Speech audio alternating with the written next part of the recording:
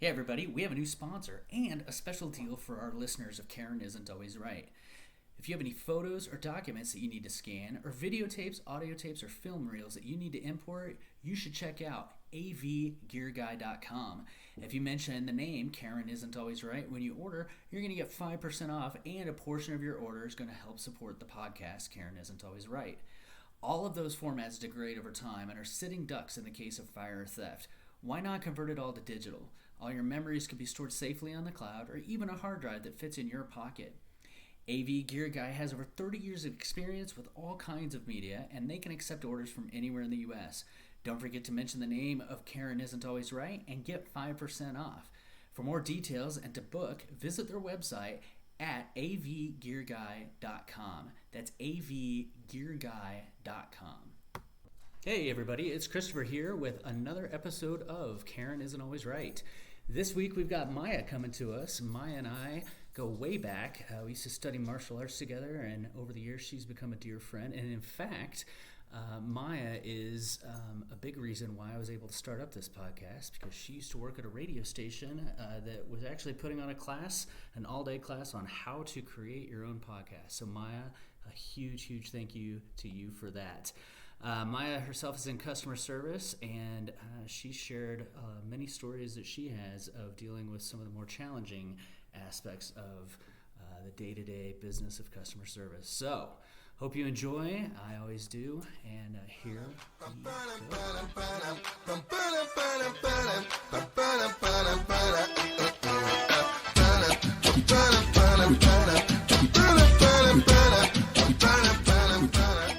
Hey, Maya. Hi. How's it going today? It's going all right. Good. Uh-oh, we have an echo. So I was about to say I can hear the echo. Turn. Why am I in surround sound? I'm terrifying enough without it. Let's turn the volume off. Okay. Okay. It's still recording me though, right? It is. Yep. Okay, cool. So we're still live. So thanks for coming on. Karen Isn't Always Right. It's good to have you here. I'm thrilled. I'm excited. I was thrilled to hear about you doing this. Yeah, I'm super excited to have you on. Maya and I go way back, and I'll let you tell everybody how we know each other, and tell everybody a little bit about yourself. Well, we were in karate together. Well, I mean, technically it was kung fu, but I think it was like 2001. So yeah, right around there. 2001, 2002. Mm-hmm. And we've just been friends ever since through multiple life changes. Yeah. Right now, I am a project manager with and for my dad, and I'm also an actor. And so those are a good chunk of my time goes towards that right now. Yeah. So, yeah. Cool. How long have you been acting? Well, technically since I was like 5. Okay. But, and I've done shows on and off for several years. And interestingly enough, my high school had quite a few big names come out of it at around the time I was there. So, well, not at the time, but like I went to high school with an Avenger. And ooh, which one? I don't feel comfortable saying it. I went to high school with someone in Ant-Man. Really? Yeah. I'll say his name, David Dismulsion. Okay. He was in Ant-Man. He's been in Dark Knight. He was in Prisoners. He's in the new Suicide Squad coming up. The Birds of Prey one? No, Suicide Squad 2. Oh, So he will be the Polka Dot Man. Oh, it's an obscure that's but important role. Yes, it is a thing. But yeah, and then other people came out of my Ant-Man himself came out of my hometown. Paul Rudd. That's right. Yeah, Jason Sudeikis, Rob Riggle. Okay. Yeah. And I went to high school with a couple people who were on The Real World. So, yes. Those are the yeah. Like I think the year after me, Jeremy Strong graduated. Okay. Yeah. And then Emily Halpern, who wrote Booksmart, she was a friend of mine. Mm. And then Stephen Brackett, who directed the first production of Be More Chill on Broadway. Okay. He came out, and then The Avenger. Those are like within. They're in my yearbook. Listen to us dropping names over here.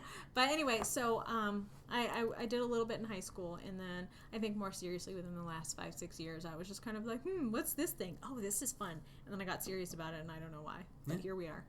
I initially went to college wanting to be an actor. I did a bunch of drama in high school and was in a ton of plays and musicals and stuff, and I was not very good. In retrospect, it's probably good that I didn't pursue it professionally, and yet here I am doing a podcast, so close enough. You never know. Yeah, I know. You could be like a producer. Maybe. We'll see. I'm going to stick to this and the other side of the industry as well for now. So you've worked in customer service before, right? Yeah. Okay. So, and what did you do? Well, it kind of, I mean, in many ways, it seems like almost every hat I've worn has been customer service in some way, shape, or form. So, like, for example, when I was in high school, I worked as a teller. Okay. And then I was also a dance teacher. Okay. And so kind of the parents and the kids were kind of customers. And, parents can be the worst. Oh, I have some stories. And then I worked, not when I was doing medical research, thankfully, but when I was doing, when I was back in banking again for another 9 or 10 years, I think was my most recent stint. I was a teller and then I was a supervisor, which in many ways, depending on who were and I hate to use this term, but subordinates, I had more or less to do with the customers. And then I was at a radio station I had been on their board for a while, and then I stepped in on what was supposed to be a temporary basis, like months. And this is kind of most recently, right? Yeah. Yeah. And I was supposed to be there for just 3, maybe 6 months, but the nature of the beast happened such that I was there for 2.5 years. Yeah, and I was definitely not in a place to interact with people. And in some ways, as an actor, at least when it comes to theater stuff, because I do a little bit of like short film, commercial, industrial stuff. I do have a little bit of audience interaction. I'm in an improv troupe, so obviously there's interaction there too. So, but like coming out after a show and meeting and interacting with the audience and them coming up to you and either appreciating or hating whatever it is you did, that in some ways is also customer service. And then right now being a project manager, working with the customers. So the acting side, I mean, that's immediate feedback right after a play. I don't know how I'd feel about that. It can be a little hey, you sucked. What's weird is like people don't really seem to know boundaries. Yeah. And they, like it's funny because you hear all these like huge celebrities talk in all these different conventions about how they are not, or even in private conversations or private interviews, how people have a hard time divorcing the person from the role. From the role, yeah. And unless people already know me who come to see the show, it's astonishing how people, in some ways, they assume that the persona I am on stage is kind of the same person. Like, oh, that person's very warm and caring. That means I can hug you afterwards. And I'm like, nope, don't touch me. What? Okay, boundaries, people. Right. That's funny because I'll watch movies and there'll be an actor or an actress that I'll be like, for later movies, I don't like her. Why not? Well, because she's a bitch. No, she played a bitch in like one role. I'm trying to think, Janine Triplehorn or something like that. I don't remember. It was in a movie called Very Bad Things. I don't know if you've ever seen that with Christian Slater. I think that was her. That also had like Cameron Diaz. Cameron Diaz and Jon Favreau. I loved it and hated it at the same time. Yeah, that was a great movie. But she was, oh my gosh, she was terrible in that. I mean, her acting was great, but she as a person was terrible in that movie. And so from that point forward, I just associate that character with everything else she does, which is so wrong. But so yeah, I get your point. Like I get what you're saying about people and no boundaries and coming up, and I could certainly understand. Like I would be very hesitant or anxious about going out there, especially if I get in my head very easily, and if I had maybe a bad night or whatever, I'd be like, oh hell no, I'm not going out there. I don't want somebody to tell me how much I sucked, or even the flip side, really, because it could be overwhelming, with people lavishing praise upon you or whatever. Not to think that would happen to me, but you never know. So. Still, it's an uncomfortable situation. Sure. Yeah. For sure. I definitely struggle with it, and sometimes it's like, oh, yeah, I get to see my family after. It's not like I don't see them anyway, but still, it's a very strange thing. But when I was at the radio station, I was really, not only when I was working in banking, but at the radio station, I think those really informed, my customer interactions the most and how I behaved going forward with regards to people in the service industry. Yeah. Oh, yeah. Like, even when I interact with my doctor or, any of my, physicians or my veterinarians, I understand that they're providing a service, but they are very much customer facing. Like, and I, having taken my own bad experiences and been like, I don't want you to have to deal with my shit. Yeah. We have some empathy for them and their situation, their plight, I suppose. Yeah. I would say working in customer service has definitely given me perspective and made me very conscious of how I treat people. I mean, I would love to say that I treat people great regardless, but like as we said before, or as I said before this started, I've had my moments before, especially when I was younger, and but after being in customer service for so long and being berated so many times and things like that, I really try to be self-aware when I'm upset, and I try to really understand what could be going on behind the scenes, and I'm just hypersensitive and hyper-conscious about being courteous to others in general anyway, and just life, not just in customer service situations, but just in general. But like we go to B-Dubs a lot, Buffalo Wild Wings a lot, and to watch football and stuff like that. And the one that we go to in particular is always busy when we go. I mean, Sundays are generally pretty busy anyway because of the football season, but every time we go to this one, I feel like they're just always understaffed. And we've had several what I would qualify as pretty bad experiences. And Ashley, bless her heart, my Mrs. Fry, she gets very frustrated very quickly, and she'll say that herself. And I get frustrated too, but I try to tell her, just relax, there's probably something going on. I think they're understaffed or whatever. And when the waitress comes over, I try to be like, I get it, you're doing a great job, just so that they get that some positive reinforcement or feedback. And that goes a long way, honestly, to getting better service. Because if you sit there and berate somebody, it's like, what the fuck is wrong with you? You're probably looking at a loogie in your wings. I know. And that's part of the it's funny you say that. I'm a difficult person at restaurants only because of my dietary restrictions, and they're not by choice. The vegetarian part, fine. Oh, you're that person. But I'm that guy. I have so many food allergies. Yeah. So I'm like, please don't spit in my food. I can't tell you the number of times I've actually told people and customers, I'm like, I'm sorry. Yeah. I don't mean to be difficult. I just don't want to die. I just want to enjoy myself. Please don't spit in my food. And they're like, you're fine. Sure, and I'm like, okay, but please, I don't want, please. And I tried to do the keto thing. I still do it. I'm not strict to it, but for a little while, I was still trying to do it when we went out to eat, which is incredibly difficult.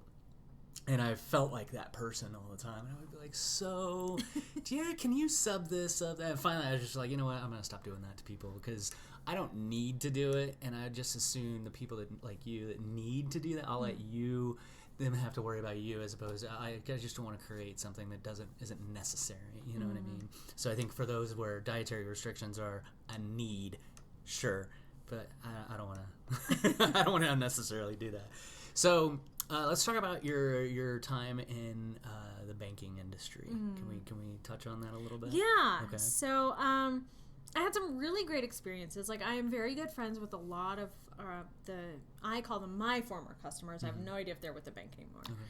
Okay. And so that's been great. But I've also had some pretty horrific, both as a teller and as a supervisor. And as a teller, I have some pretty funny stories about customers who I've been like, I don't know what to do with this situation. I think the one that's most memorable in terms of funny stories was this guy, and I don't know if he was drunk, if he was high, and at the time I was the drive-up teller. So I got all types coming through. Do you get walk-ups? I had almost... The only vehicle I did not have come through, and I made a request after a certain point, was a sleigh. Okay. I had walk-ups, bike-ups. I've had seems reasonable. Farming equipment drive-through. Just all sorts of weird things, and people are like, "What?" I don't think I ever had a horse come through. I asked for that, but I never got it. It was my bucket list. I was like, "Oh, I'll get my bingo card filled." But I had a lot of people come through high. Yeah. And that was. Colorado. Yeah, well, this was before it was even legalized, long before that. And it was kind of, granted, Colorado already had a reputation. Sure. But it was somewhat nerve-wracking. I'm like, it's broad daylight. I'm afraid to drive now because you're on the road. But I think the most memorable thing was there was this one customer, and I don't know what his story was, and he was a regular, so he came through. And one day he came through in an older convertible, maybe a 1968. Okay. It was a nice car, a classic car. And he wasn't wearing a shirt. And I was like, And then all of a sudden I see his arm go behind him and he threw some clothes in the back. Oh, no. And I was like, did you just take your pants off?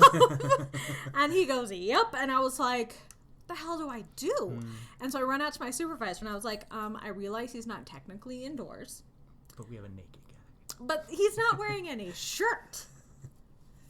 Can we say no shirt, no shoes, no service? Like, this is incredibly awkward. And he may have been drunk. He may have been pulling my leg. I don't know. And I did not want to check to see if he was in fact naked. Not something I wanted to find out. So that was one of those, oh my God, I can't believe this. And some of the compliments I've gotten from customers coming through, they've been really weird. I had someone compliment my gums. I was like, that's weird. But at a lot of, because I'm female and female identifying, and I always have been, and I guess I'm particularly sensitive to the come-ons of others, and there are males in particular. And there was one guy, and he was flirting with me, but then he started to share a little bit more about his marriage and its subsequent falling apart, and his divorce, and the relationship, and the girlfriend he had, and the things she wouldn't do with him. And I was like, okay, this is before Me Too. And this is all in a transactionary time frame. That's this a lot was of information. in the drive up. Okay. So it's like broadcast to the world. Everyone, if they chose to listen, could have heard it. And I was kind of like, okay, this was not at a time where it was necessarily comfortable or okay. And I mean, we're talking within the last 20 years even. It was not necessarily okay for people to be like, that's not appropriate. Right. So, okay, fine, I put up with it. He was, an attractive man, and I was like, maybe he'll be like a decent human being, and instead of like doing this to me when I'm at work, actually like maybe ask me out so he can just verbally dump, just get it out of the way. And so one day I happened to go to the convenience store, like literally next door, to like get myself a snack and a coffee to go back on a 15-minute break, if that. I'm inside the convenience store, and from across the convenience store, he yells to me about my ass. And I was like, I'm so embarrassed. And I was like, oh, fuck, I gotta get out of here. So I go up, and I'm like checking out, and they all knew me there. So it's not like I was just some stranger. It's like, I'm so sorry, guys. I'm so sorry. They're like, why are you sorry? Right. He's the one who's doing it. Yeah. And I was like, I'm sorry. So I got back to work, and I was like practically in tears. And I told my supervisor, I was like, this is a customer, and he did this. She's like, yeah, but you were on your break. I'm like, it's going to affect the way in which I interact with him going forward, and he frequents this place. It's a problem. She's like, oh, well, I'll see what I can do about it. Then about a day later, or a few hours later, I don't remember, it wasn't that long after, she comes up and she's like, yeah, what did you do? Like, why would he do that? Yeah. This never happens to me. And I was like, I get proposals in the drive-up for reasons I don't understand. Right. Like, I don't do anything. I'm like, here's your money. Yeah, all I can tell you is that's what he's doing. I can't speak to why he doesn't hit on you. I know. I'm like, And she was like, well, what were you wearing? What? And I was like, whoa. So finally I was like, and I don't know. know. This is a female supervisor, too. It's interesting that I wouldn't condone it, but I can understand more coming from a male's mouth than a female's mouth. So it's very surprising. It was shocking to like be on the receiving end of victim blaming, and I was like, So finally, I sent an email to her with the details of what happened. Oh no, that's what it was. I sent her the details, and she's like, I decided not to send it on. Do you think that was a mistake? And I was like, yes, I think that's a mistake. You should send it to HR. So then the president of the bank actually had a conversation with this guy. Oh, wow. Good. And good for him. he closed his account. Unfortunately, and this kind of sets the tone for my subsequent Karen issues, Karen conversations in this position. I guess I started to get labeled as difficult. Because I think around the same time, maybe a little before, a very good friend of mine was married. A lot of people do that. They get married. And her ex-husband worked in the same building, and he banked with us.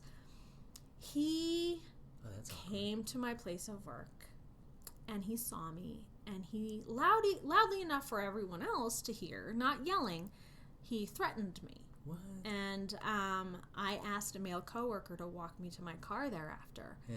And I got reprimanded. Because, well, you shouldn't be talking to his wife during your working hours anyway. And I was like... Like you had a choice. I'm like, I messaged her to tell her, don't talk to me when I'm at work. Yeah. Like, I'll talk to you at lunch. Like, I got in trouble for that. Yeah. And I was like, that's bullshit. So I asked a male coworker, and he's like, he scares me. And I'm like, oh, great. So I'm left to hang out to dry. This is lovely. Yeah. So that was another reason why I was labeled difficult. And then when I did, surprisingly, become a supervisor... There were, as far as like that put me in a really interesting, awkward position because I had people who were, reporting to me, and then I had people I was reporting to. So it was no longer like I was the bottom of the food chain. Yeah. It was kind of like I have to not only worry about the customer experience, but worry about, okay, doing whatever my supervisor is asking of me, helping the people who are reporting to me do well in their job. Mm-hmm. And then so that it was, I remember once there was this customer, he came through, and I don't know what happened. I was not like right there when it was happening. Either I was working on something or I was in like in an office, or I don't know.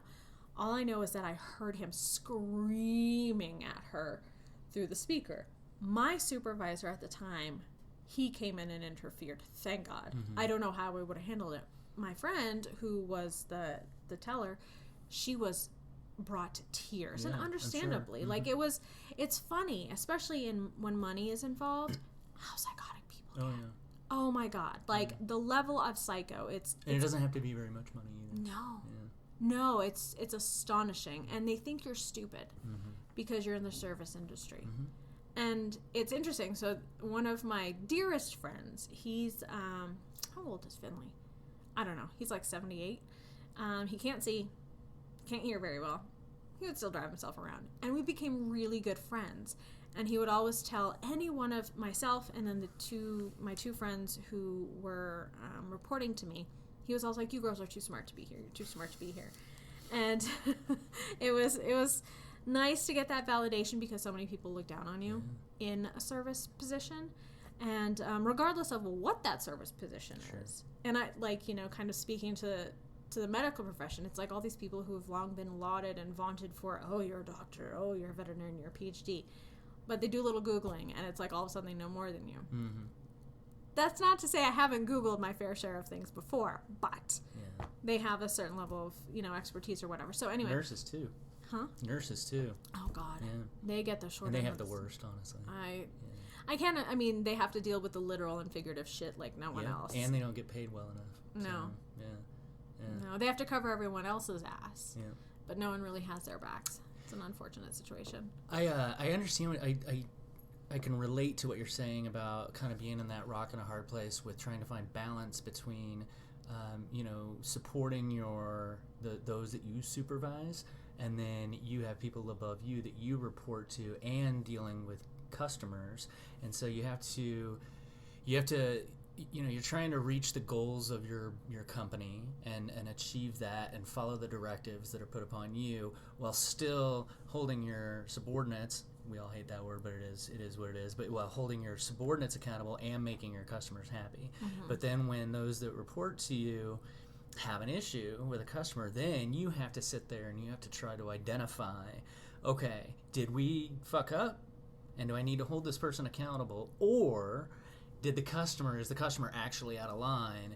And how do I deal with that whilst, diplomatically? You know what I mean? And there's that balance. It can be very, very tricky. I mean, that's why you get paid a little bit more, I suppose, to be in a supervisory position. But it certainly makes the job very, very challenging at times. So. Oh, yeah. And I have to say, among the many challenges I faced there, and it wasn't because the job was too difficult, but one of the biggest challenges I had was when I was there, I wound up within a 2-year period having 5 different supervisors. That's a lot, yeah. And unfortunately, each person came in with their own philosophy and approach to how we deal with management the rules style, are. Yeah.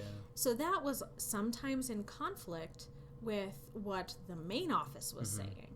And I'm like, who do I listen to? Whose life am I making difficult? And then, unfortunately, I have to either train, oversee, or help not only our subordinates, but also our customers yep, understand. exactly. And when you have this revolving door of people, and you're basically the rock you're the anchor for everybody, and they keep looking to you. It's like you fall under that much more scrutiny. And it was interesting.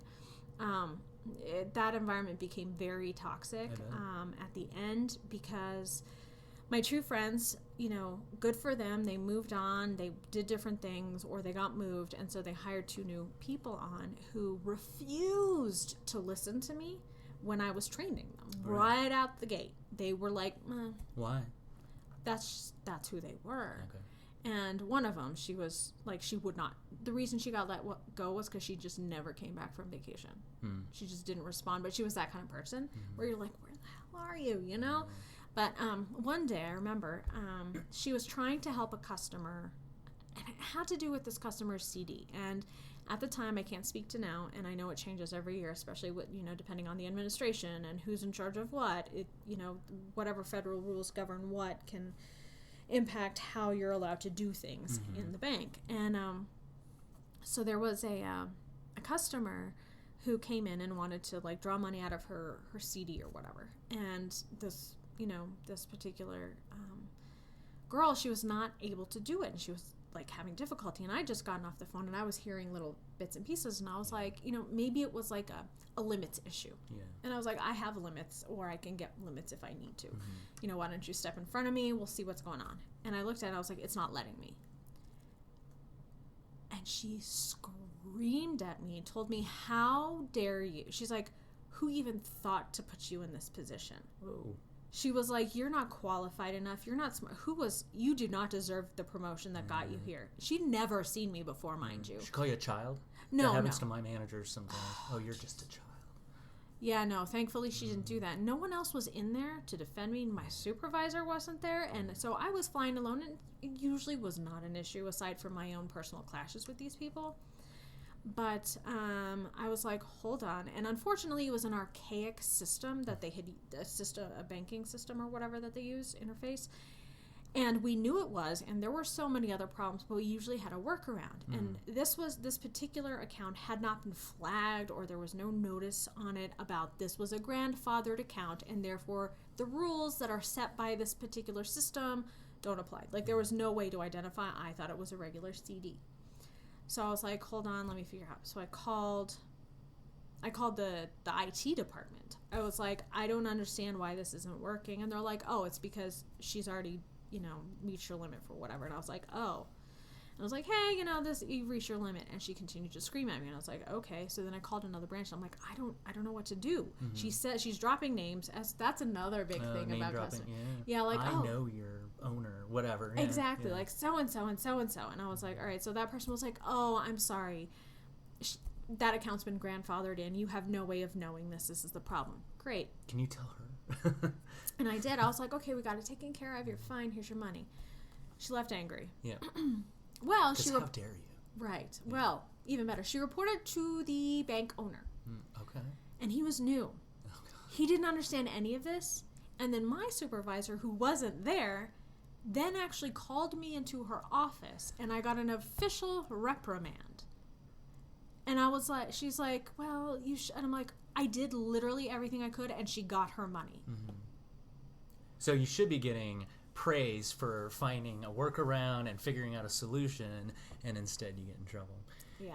A lot of times when we have stuff like that happen, and a customer sitting there yelling at us, saying, how dare you, deserve to be in this job or whatever, and then they complain, they go above your head, they name drop, they do whatever it is they're going to do. The complaint ends up being less about whatever the issue was, and then it becomes more about how somehow we were rude because we didn't give them exactly what they want when they wanted it. And that's the thing I think a lot of times is, there's a frequent theme that comes up on these podcasts is we're living in this age of entitlement, and people are expecting instant gratification. And when they don't get that, that's when they get really, really amped up.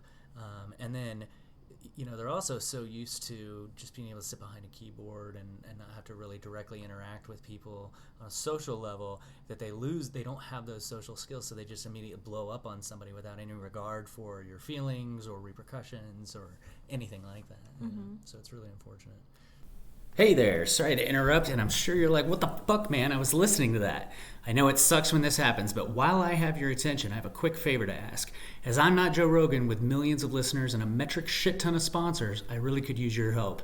Karen Isn't Always Right would be very, very grateful for your support. If you could go to anchor.fm/Chris-Fry, F-R-E-Y, /support and support this podcast by donating either 99 cents, $4.99, or $9.99 a month. I'd be so appreciative. I love doing this podcast, but there are some nominal costs to it, and any help helps. All right, go back to listening. Yeah, so that was kind of like the tipping point, because my subordinates, again, I hate that term, they didn't have my back, even though I was bailing their asses out. And I was kind of like, okay. Why do you think that is? Do you think they're scared? Do you think they're just weak? You know, they were very vindictive, because what was interesting, like by the time I left that job, I left because it was so toxic. I'm not an emotionally like. Usually the only emotion I have is anger, if I have an emotion. That sounds healthy. Yeah, super healthy. But what was interesting was it got to the point where during my lunch, I was calling my friends at the other branches in tears, because it was so hard for me I was like, I don't know what I'm doing wrong or what I could do right. And it was my supervisor at that time was like, just let it go. It's fine. And I'm like, they're violating all these rules that we are getting marked up on, and I'm being held accountable for this. And I was like, fine. So, a friend who I had been crying to about this, and I sound like a wailing Cassandra, but although she had reason, let's be honest, but when my friend told me she wound up stepping into my role several months later, she goes, so they asked me to take over, and I told my supervisor, no. And he's like, why not? She said, because I saw what you guys did to her, and you didn't listen to her, and she tried to tell you these people were a problem. And he was like, okay, I have your back. And interestingly enough, after I left, all of the problematic people either were let go or they screwed themselves out of a job. Work it out. I was like, it's nice, like the karmic side of it, great, it worked itself out. The immediate, the actual long-term effects that had on me, I think definitely shook my confidence in my supervisors going forward. And has a lasting effect, unintentional lasting effect. Exactly. It's kind of like, it has this whether overt or subtle, almost gaslighting effect. Constantly. Yeah, I've experienced that as well. I mean, we talked before the episode started about anxiety a little bit, and I was telling you how I have pretty extreme anxiety from time to time, especially related to customers, because some of it comes from those customers that have that knack for really talking around in circles. And like you said, you feel like gaslighted when you walk away, and you're like, wait a minute, did I? Was I an asshole? Like, was it me? And then you start thinking, and then you run into enough of those. And look, not to toot my own horn, but I think I'm pretty decent at my job. I've been doing it for a long time. And while I'm anxious about customers, I'm still pretty good at dealing with the challenging ones and stuff like that. But yeah, there are times, man, I walk away, I'll go home and I'll talk to Mrs. Fry about whatever issue I ran into, and I'll be like kind of freaking out with her, going, man, I think I really fucked up. Like, I don't know if I did handle that right, or with a subordinate, with one of my assistants. They are the ones that handled it, and then I had to kind of follow up with them and circle back to them. And I don't want to do to them like what your supervisors did to you, or even your subordinates did to you, where they kind of leave you hanging, hanging out to dry or whatever. And so again, it goes back to that balance of like, I want to make sure I'm doing right by my people.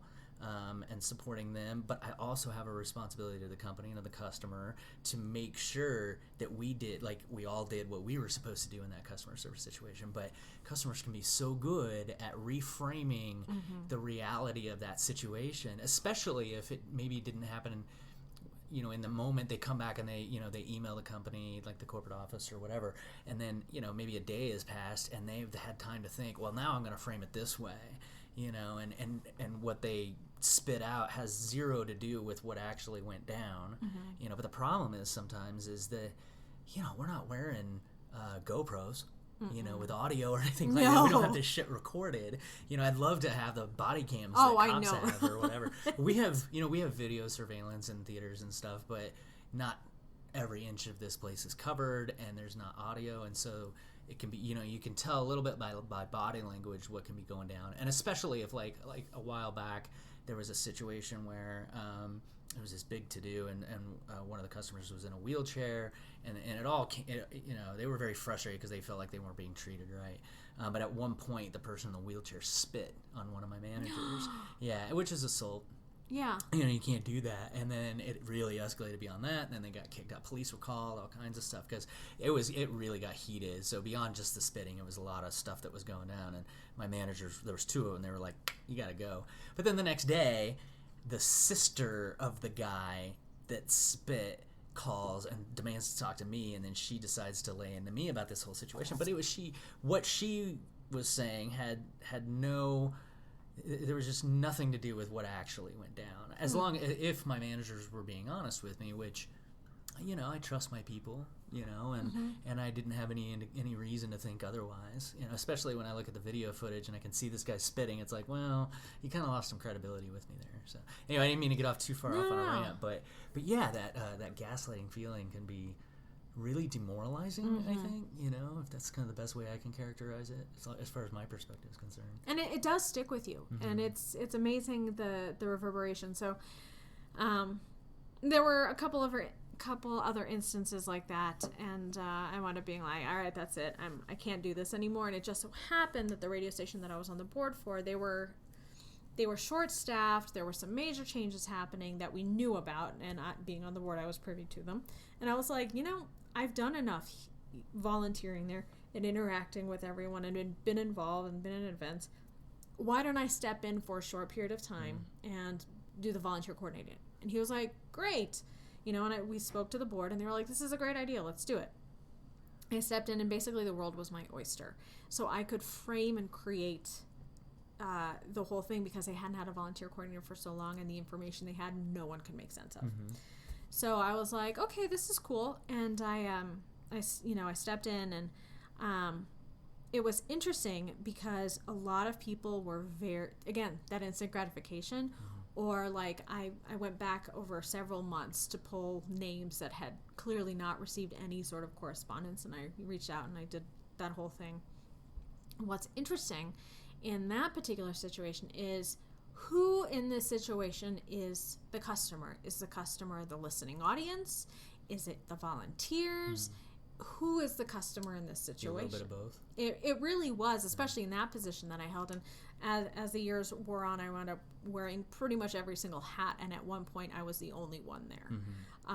And it wasn't because I did anything. It was just how the whole thing fell apart before it could be rebuilt again. And it was really interesting because I found that a lot of people have a very strong sense of entitlement. And it goes for new people as well as old people. And I don't mean like age. I mean people who have been there for a while. They were like, well, this is the way we've always done it. And I'm like, and it hasn't worked. Right. It needs to change. That's a deadly trap to fall into. I think people need to get out of that mindset. Yeah. Where do you think that sense of entitlement's coming from? Well, I mean, if we're talking personality, I mean, definitely I think ego. It's some of the ego surrounding it has to do with I know better. Some of it has to do with, I think, fear of... How so? Fear of, some people are just afraid of change in general. Yeah. Some people are afraid of having to learn new things. Some people don't understand it, so they get afraid. And I can empathize change with is that. Terrifying, yeah. Oh, God, it's... So many books have been written about how to adapt to change. Like, there's one called Who Moved My Cheese? Yeah, I've heard about that. Actually, I was just talking to my boss about that this morning. But, yeah, people can't stand change. I mean, some. I'm fine with it, but not everybody is. Well, and I'm one of those people, I'm like, this sucks. I guess I have to lean into it. You know, it's like, well... It can depend on what it is. Yeah. You know, it's like you can either stay on board or get off. But this kind of waffling does nobody any good. Can't be enjoying them, that kind of stuff. Exactly. Yeah. And so some people are faster and slower to adapt than others. But what was interesting, and this, again, I say customer because she was a volunteer, and as a volunteer coordinator, that's who I was interacting with. So after some help, I had got some guidance on, okay, how do I we had, I think, 3 or 4 studios that people could record in. And rather than having people just go in blindly, because people had to practice or people were pre-recording, it would just make everyone's time more effective if they could just sign up for a time. And we found a system to do that that was not Sign Up Genius. That was on a rolling, ongoing basis. And I was on the back end controlling all that. And I don't know what they have now, but it was great. Except for one person who was young enough to know technology. So this person was not a non-technologically inclined, savvy person. This person just refused to cooperate. So when they signed up, I guess, so she was stuck with the purple studio. They were named by colors. Okay. And the nice studio that everyone wanted, but was usually being used for trainings or, whatever. If you had a lot of people to record, you needed that studio. And for the blue studio. So someone was not in there. And I had heard complaints from people being like, I guess I was in there at the wrong time. She came in and she kicked me out. Whoa. And I was like, what? And I looked at the calendar. I was like, no, she's wrong. Yeah. They're like, well, she said, and I'm like, I'm looking at the calendar. She's wrong. So when she came in and there was no one in any of the other studios for whatever reason. I mean, this town has trains, as you know. Yeah. Maybe they're stuck behind a train. Yeah. I don't know. For whatever reason, when she signed up, that was the one she signed up for. And I had actually made it very clear when I had corresponded with the volunteers to minimize one person just editing, using up a space that had 4 microphones. Use a smaller one. Yeah. And a lot of people were like, okay, I get it. Well, the blue studio was open. And that's the nice one. And she was going in there, and I was like, you're signed up for the purple one. Why are you in the blue? She's like, oh, until the person gets here. I'm like, no. Yeah. You're signed up for the purple one. You need to use it. Because I knew that if I can't say knew, but I had a very strong suspicion that whoever it was, if they happened to get there, she'd be like, well, I was here first, or pull some crap like that. Just walk all over them. Exactly. And they'd be like, well, So, and we've had some... She have a really strong personality? Like very, dominating, very. She was a problem, and I finally left because I felt like the place was was stable again, and I could leave it, and I discovered people were making me their crutch at literally all levels. Yeah. Newbies to the management, my superiors. They were calling me when I was home with food poisoning, like, why is this not working? And I was like, I've been trying to tell you how this works. Right, and I'm dying right now, so can I go back to bed?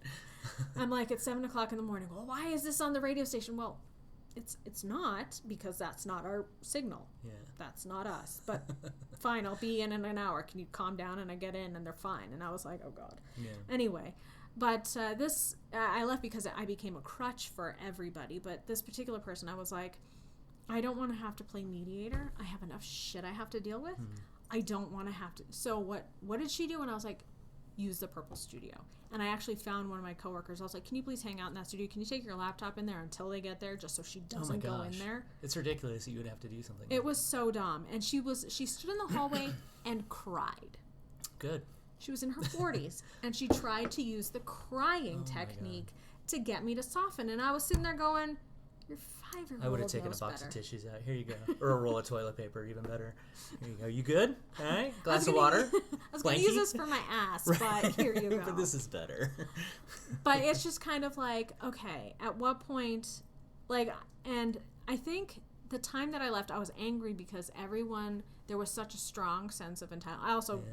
I never got what I felt was any sort of resolution from the bank, so that carried through, and I didn't really give myself a chance to decompress. But all of that combined, it was funny. My last day, and I gave them my notice. Like, I fell off a horse, and it was like I hit the ground, and my brain goes, you need to quit your job. And I was like, okay. So I looked at the calendar, and I was like, okay, I need to strategize this, because if I give them too much notice, they'll let me go. Oh, yeah. And I was like, but I don't want to leave them in the lurch in a time when they have some major stuff going on. So I'm like, okay, so I strategized, how's it going to go? So then I got called in. And they were like, well, you're just not smiling all the time. Hence why I'm leaving. So finally, and this wasn't the first time we'd had this conversation. I'm like, you're always happy. I don't know if you're like drinking like 8 cups of coffee in the morning. It's the Adderall. Dude, I don't know. But I was like, I'm not a morning person, and I'm actually far more productive when there aren't people here. Yeah. There's a reason stuff doesn't get done. And it's because people are constantly interrupting me. And I understand it and I appreciate it, and I love when people sit down, we have an hour-long conversation, and we talk about God knows what. There's some amazing people, don't get me wrong. So I was finally asked, are you happy here? And I said, no. Do you want to stay here? No, not long term. And it was about 3 weeks before I planned to give my notice, and they were like, oh. And they Surprise. said, and the one thing I was worried about, I'm like, you guys are not prepared for this. I'm literally the only one here who understands the preparation that goes into this particular project. It's an annual thing. It's every year. I was like, because I had so much invested in the success of the overall, the station as in general, because I helped get a lot of really awesome people on the board, so that way all the ranks were filled out, and it was like, in many ways it was a labor of love, and it was kind of a point where I was like, if they let me go, they're going to shoot themselves in the foot. And I don't want that to happen, not because I give a shit, but because about myself, but it's just the right thing. Yeah. And so I wound up, they were like, well, can you manage this? And can you stay at least through this? I was like, yeah, how about I stay to the end of the month? They're like, great. And that gave them plenty of time to find my replacement. This was right about that time that you and I were kind of talking a lot when it came. For those of you listening, Maya's actually the reason I got into podcasting. She hooked me up with this great class or whatever, but I think it was around that time that you were kind of telling me about that. Yeah. Okay. So I was like, okay. And so it was interesting because I didn't leave feeling like with bad feelings. I didn't leave with any regrets. I didn't feel sad. I was done. It's just time, yeah. And it was nice because the last 2 weeks after this big project was done, the last 2 weeks, I finally got organized, and I was able to train my successor as best I could with the time he had and I had in between, and set up systems and processes to hopefully, and I don't know, hopefully make the transition less stressful for him. Yeah. But you can only do what you can do. I mean, I think in situations like that, I think it's great to care, and I think it's great to do whatever you can do to set them up for success. But at the end of the day, you're going to have to do it as right for you, as long as you do the right thing. Look, you're given notice. You're trying to train your successor with whatever tools and resources you have available to you to give to them. But after that, it's like, I mean, it's your company, so I'm gonna move on. So you can't have any regrets about that. I mean, I've had to do the same thing, where I've left a company, like I went from one theater company to another now, and I remember sitting down, and my supervisor at the time was a very, very good friend of mine, and I remember sitting in her office, and I was like, hey, can we talk for a second? And she's like, you're going to quit, aren't you? I was like, yeah, I'm so sorry. But, she's, and people do it to me all the time. People come to me and it's like, hey, I think it's time to move on. And people have to do what's right for them. If as a supervisor, I'm an asshole if I'm going to sit there and berate somebody because they have to go do something that's better for them and their life and their family or whatever the situation is. So, yeah.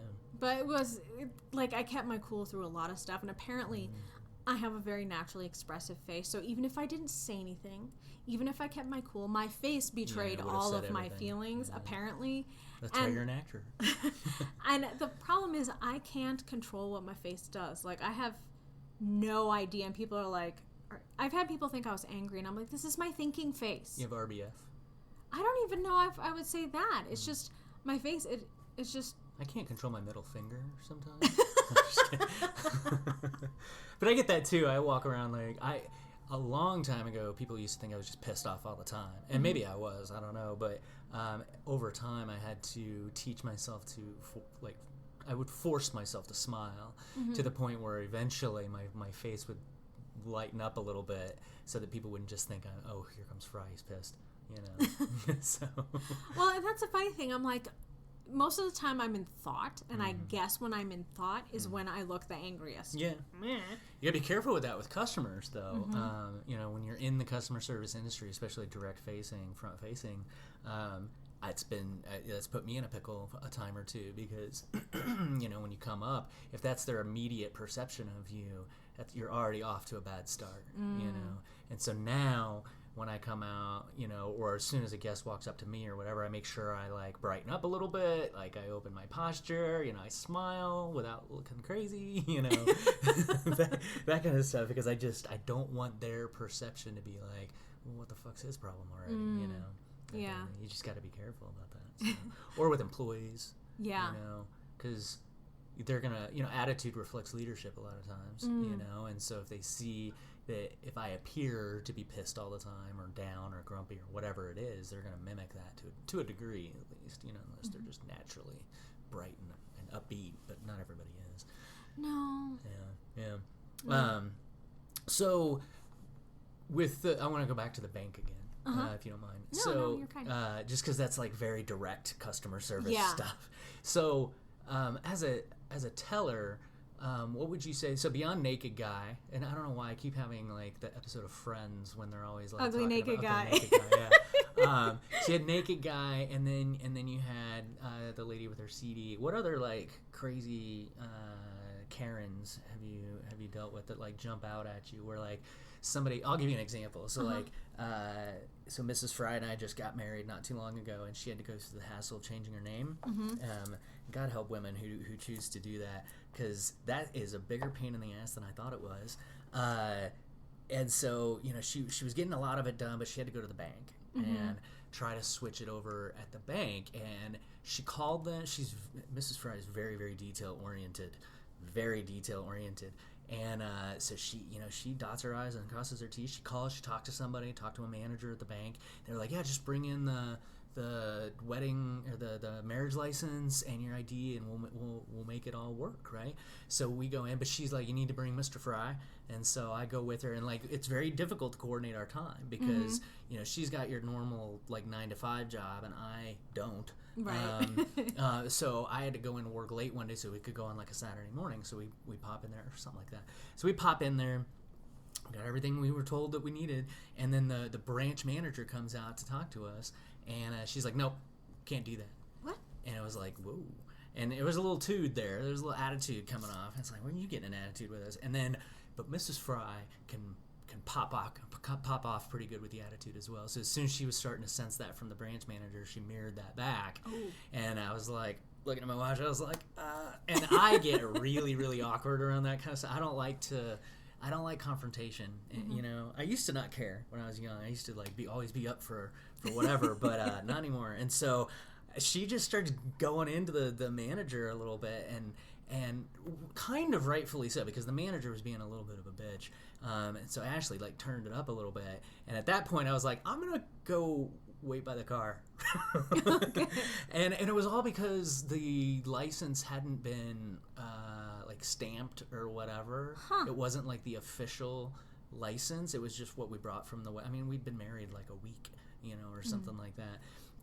So she got real, man. And so there's like one example of I could like at a bank where I can see things getting heightened because of some little stupid technicality like that. And look, I get banks have rules and things like that. So I got to imagine that there's a lot of situations where all you're trying to do is just follow the law or follow regulations or whatever it is. Has that caused like a lot of issues for you? It's been a minute, and they were that's such a common, not the name change, but that's such a But common... even like trying to cash a check. I remember being like 14, like I got my first job at like working construction, and I got my first paycheck, and I went to try to cash it, and they're like, yeah, we don't take, third party. I don't remember what the terminology was or whatever, and I'm like 14. I was like, I don't know what the hell else I'm supposed to do. You don't have an account here, and like back then I was a righteous young man, and I would really mouth off to people. I was like, well, fuck you and your bank, I'm never opening an account here again. So I was a bit of a Karen even at the age of 14. But did you ever run into stuff like that where people regularly? Yeah. So we had quite a diverse population at the branch I was supervising, insofar as the socioeconomic statuses and other statuses that people had. And so we had one business customer, and I may not be remembering this exactly right. That's good. You can make it all up for all anybody knows. But Saturdays, only the drive-thru at one branch was open. Okay. Great. And this customer they ran a business that was cash heavy, and they needed change. You can only fit so many bills in the thing, and they wanted coins, and coins are heavy. Yeah. And I was like, and it was literally 10 minutes before we closed. It's going to take about 10 trips. And we had a line, like a huge line, and I was like, okay, can you do this? Can you do this? And he got mad. And I was like, I'm going to ask you to do something. I need to drive around the building, and I need you to park in front of the doors. Dump it out the door. Yeah. I will bring it to you because I can't give you the coins through the drive-up. Yeah. And he got mad because it took too long. And I was like, there are 3 lanes of traffic, and do you not see and the funny thing was, this person wasn't a customer service heavy. So they should know better. I'm like, come on, bro. Like, what are you thinking? So, like, there's been stupid stuff like that. And so thereafter, because I had to deal with them, they changed the policy. And it was good. I mean, it wasn't like a big policy. It was one like this huge, like, it wasn't, like Wells Fargo level kind of policy. But it was kind of like, we cannot screw over our other customers because of one person. Yeah. And they bring in a lot of money, but we need to, kind of keep on top of that. So that was one thing. Having to deal with, like, we would have people who were on work release come through, and those who got checks, they were fine. There were instances where we had people who were not customers, and they were not being paid by a customer. So it's not like they were cashing a customer's check. Right. Neither were they. Party check. Exactly. Yeah. It was a third party transaction, which we could not do. But they were getting paid on a card. Like a pay card? A pay card. Yeah. And so technically, we were able to do it. But you can imagine someone who has been working their ass off all week. They're getting short shrift in every imaginable level of life. And they're broke. And they're so broke. These are payments that they're using to keep their phone on and stuff. Gas and It was like, it honestly made me really sad because I'm like, the employer wouldn't do what they needed to turn the card on to get them the cash. No. Yeah. And you're like, I'm sorry. Yeah. I'm sorry. I want to help, but hands are tied. That's frustrating. We had a pay card issue shortly after one of my theaters opened, and it's a mad rush right before you're opening a new location. I mean, there's just so much going on, and a lot of that is personnel related because you're just trying to hire as many people as possible. So for some locations, you're hiring anywhere from 150 to 200 people just to get the doors open. And there's a lot of paperwork, you're doing new hire paperwork for all of these people. And one piece of that is either getting them set up on direct deposit or a pay card. We don't issue paper checks anymore, right? And that's just the way of the world. Right. And a lot of these people are going on pay card because they're young and maybe they don't have a bank account yet or whatever it is, whatever reason it is. Now, for about 50 of these people when we were opening, the managers that were setting them up were a little new to this, and there was an error. they just did one little part of it wrong, and it jacked everybody up. And there was one guy in particular, and I don't blame this guy at all for being upset, but he notified us. There's all of them. Like when the first payday came along, all of a sudden nobody's getting paid, and they're all coming to us. We're not getting paid, and we're working as quickly as we can with our payroll department to try to get them their money as quickly as possible. But it's an effort, and sometimes payroll is not always real cooperative. Look, they're trying to handle a lot of locations, not just one, and then we just made their life more difficult by fucking this up. But that being said, we still have to get our people paid, right? There's this one guy in particular who he was very, very upset, and I had this one manager, Tyler, who was doing everything he could. Like he dropped everything he was doing. He was solely focused on this. So it's at the start of the day. It was like 8:00 in the morning. He started working on this, and he just kept emailing payroll, kept making phone calls, doing everything he could, right?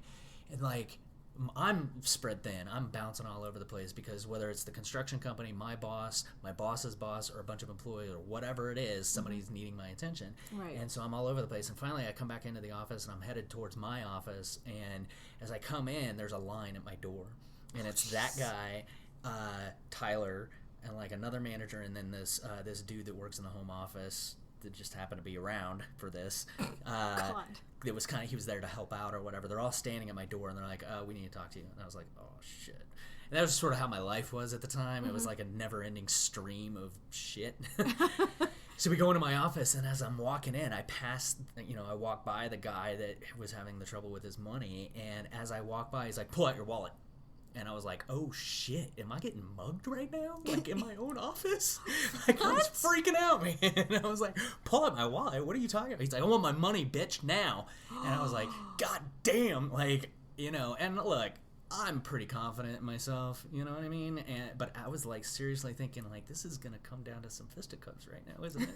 And there's all these people around and stuff like that. But like, yeah, the pay cards like can cause a lot of issues, you know, and you know, they're great. Like any technology, it's great when it works, but when some stupid little thing goes wrong, and then it's very difficult to narrow down like who do you need to talk to get this thing functioning, whether it's the pay card company itself like Comdata or whatever, or it's the bank that it's associated with, or it's the company that issued it, or whatever it is.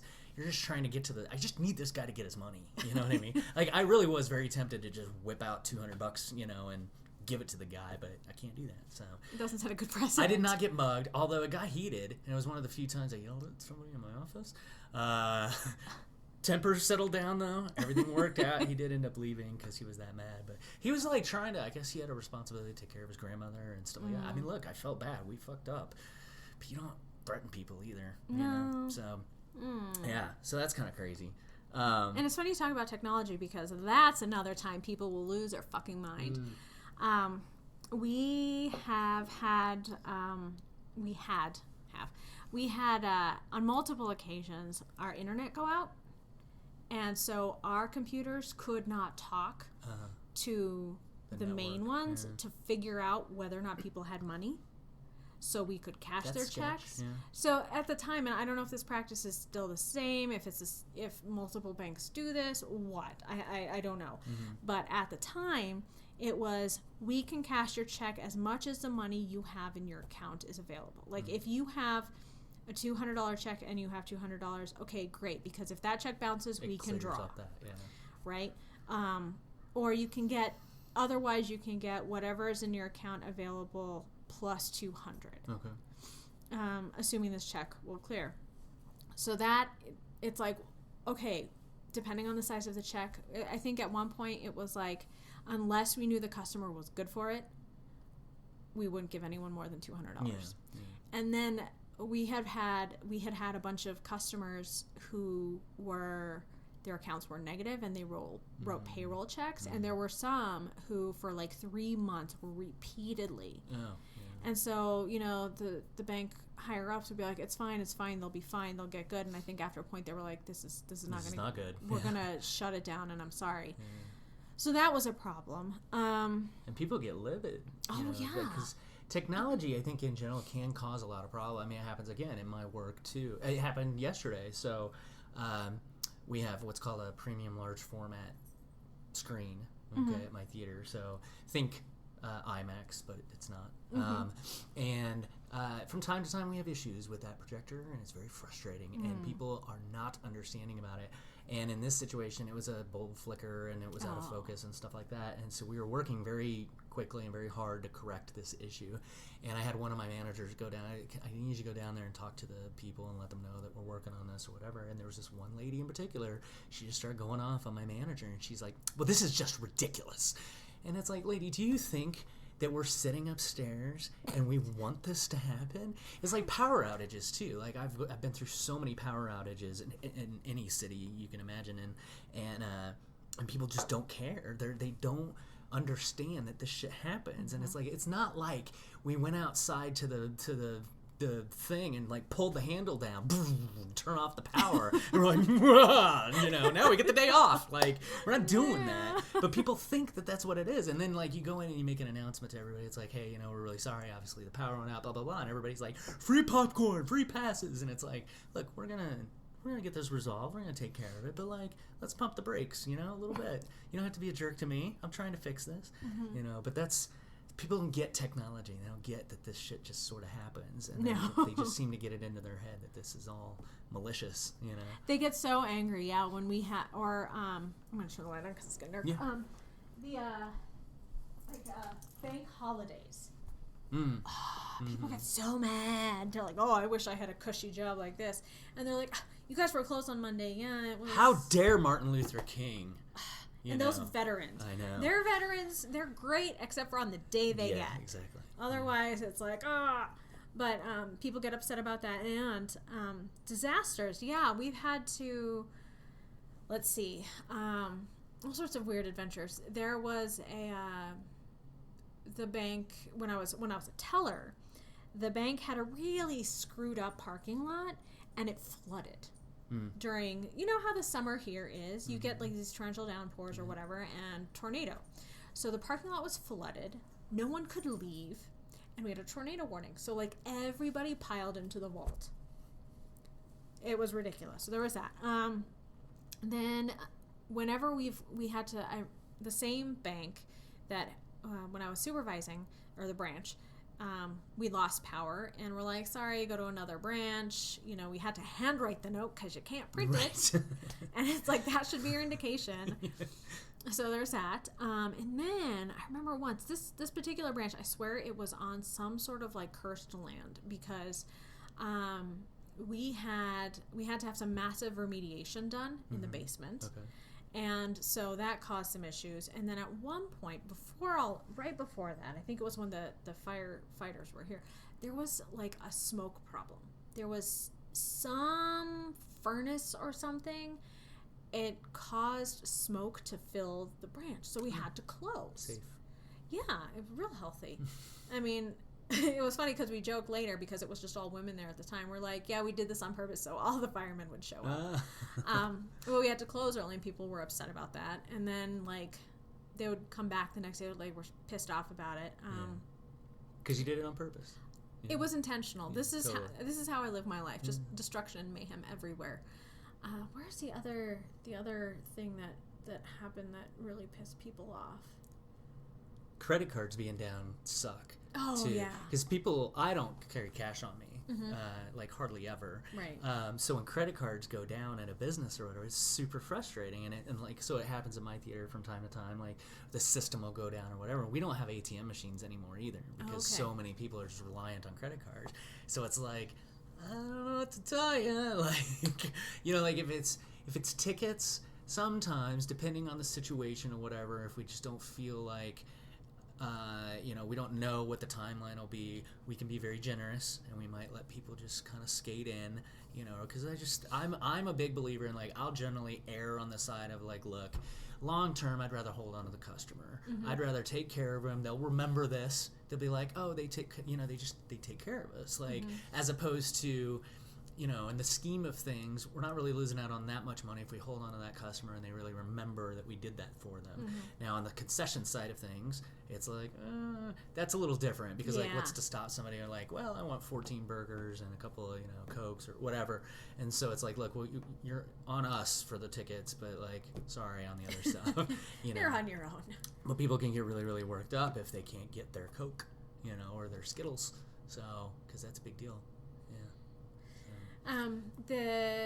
What I had found is people also get upset if, like, even small policy changes. Like, there used to be signs on the door we had to institute because of, you know, robberies that were going on at the time. There was like a rash of them. And so it was like no sunglasses and no hats. And you can't have your hoodies up. People got upset about that. And it's interesting because people also got upset when we did actually catch people, I think twice over the career with this one bank. I was the one who picked out that there was something wrong with this transaction or this check. Like, this is a fraudulent check, these are what they look like, or these are the people. So people get, you know, when we had to close down the bank because we weren't getting held up, but there was someone who was part of a gang of people writing and cashing fraudulent checks. So we called the police in, and people were upset because, and I understand, you didn't go to the bank with the intent of being locked in and then having to give your account of someone you didn't even notice, you know? So I understand the frustration, but when we had to close down the bank because of that, people got upset about it, and it's like, how would you feel if you were the one whose account they're trying to draw the check? Exactly. People are really they take a real issue sometimes with those policy changes or enforcement of policy. Like, as an example, in my work, we don't allow like masks or face paint or anything, because a lot of people like to dress up when there is a big event movie or whatever. But obviously, there's been events that have occurred in movie theaters that have created a requirement of us to say, look, you can't wear a mask. Like, we need to be able to identify you. And people are heavily resistant to that, and we don't even allow like fake weapons or anything like that. And people can get really, really worked up about that. And I get it, because we're kind of Debbie Downers, so to speak, about that kind of thing. But it's like, look, some of this, there's a reason behind some of this stuff. Some of this it's very important. Like outside, like bags. Like, you can't go to a concert and take a backpack in anymore. You can't go to a movie theater for most companies and carry a backpack anymore. Right. And there's a reason behind that. And it's all because we care about your safety. But people don't always get that, because if it's an inconvenience, then thinking about all that other stuff kind of goes out the window, because all they can think about is, well, I'm being inconvenienced right now. What I want is more important than all this other stuff. So anyway, on that note, we are at like an hour 7. So it went by really, really fast. Yeah. So I think we're going to call an end to it right now. Okay. But I really appreciate you coming on. Of course, this is fun. Yeah, I have so many other stories if you want to talk about the dance moms. Oh, you will be back on if you're willing. Oh, I'm willing. Excellent. I'm willing. All right. Say goodbye to everybody. Bye, everybody. And see you later. Bye. That's the podcast, folks. Please visit kiarpodcast.com. That's KIAR podcast.com. Follow us on Facebook, Instagram, or Twitter. New episodes are going to be posted weekly on kiarpodcast.com, Spotify, Apple, SoundCloud, and Stitcher. The views and opinions on this podcast are solely that of the guests and hosts and are not representative of any other organizations or individuals. If you or someone you know are interested in being a guest on Karen Isn't Always Right, please give us a visit at kiarpodcast.com and submit your interest on the Contact Us page, as we'd love to have you. Thanks for joining us on Karen Isn't Always Right, and we'll see you next time.